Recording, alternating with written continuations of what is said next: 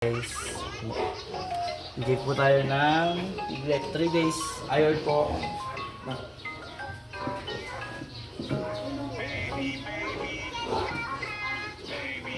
Hindi po tayo ng iron sa ating Piglet. 3 days po niya. Ang gamit po natin ay Jectran Premium.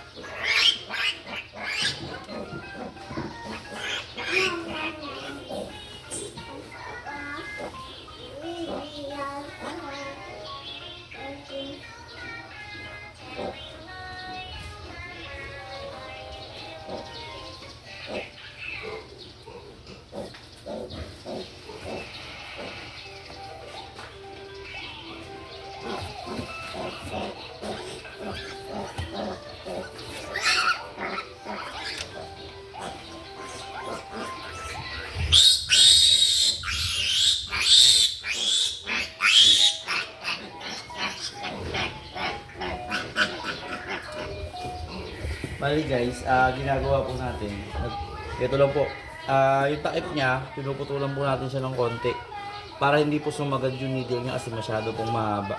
Ito guys, may butas siya guys,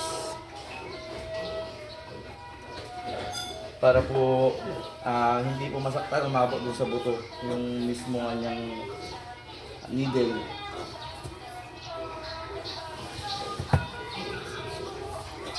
Tapos guys, 3 days din po tayo, nagpapaligo na po tayo ng inahin. Para, kasi sobrang init po kasi ngayon.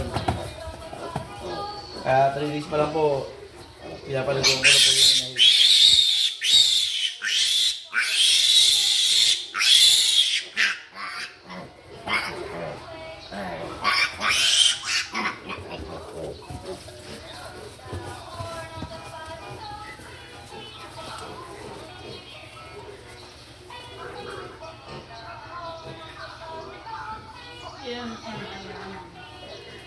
Bali guys, on pala to. Gamit ko pong needle ay yung 1cc. 1 ml po per siblet.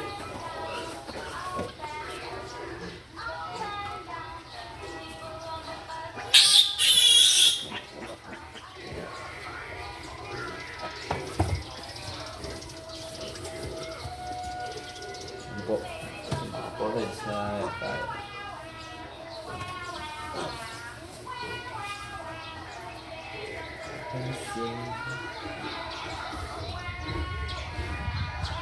Pag po mag-inject tayo ng kulay, iwasan po natin tumama sa buto.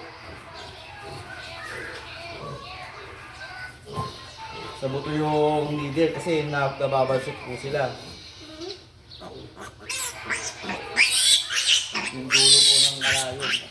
Kaya po tayo naglalagay ng parang stopper niya po.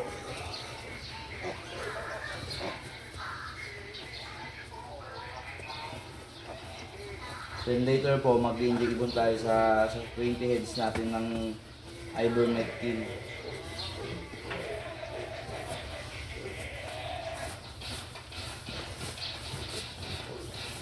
Days pa lang kabibilog po.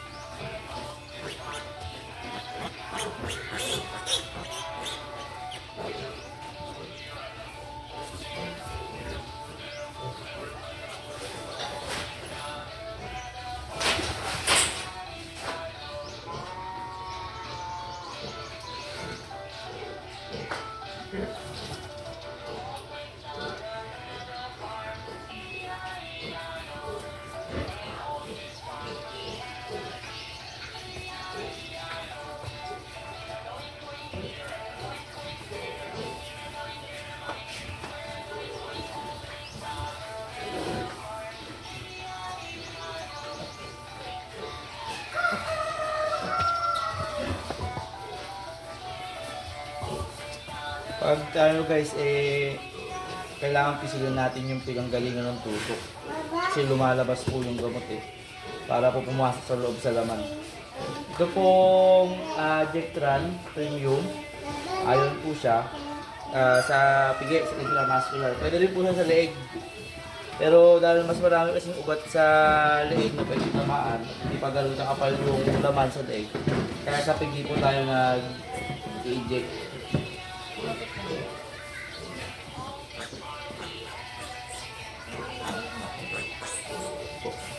Mas makapal po kasi yung laman sa pigi. Kumpara sa leg po, kaya much better po sa pigi po tayo mag-inject. Lalo kung intramuscular po. Hi guys.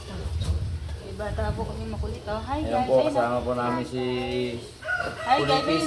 Ayun o, doon ka mag-hi. Hi guys. Hi guys. Hi guys! Hi guys. Say hi! Oh, doon ka mag-hi! Okay, Viva! Boy! Ano? Yan po, lagi po namin kasama yan dito sa aming baboyan tuwing kami po ay mag-i-inject.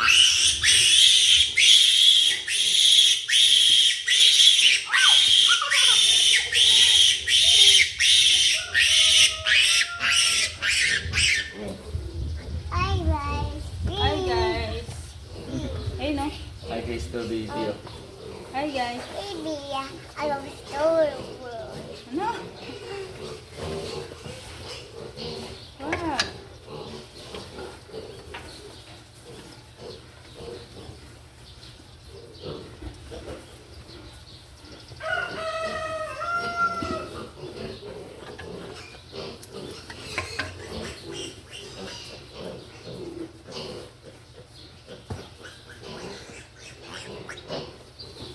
Yan guys. Gusto po yung sa 11 heads natin. Guys.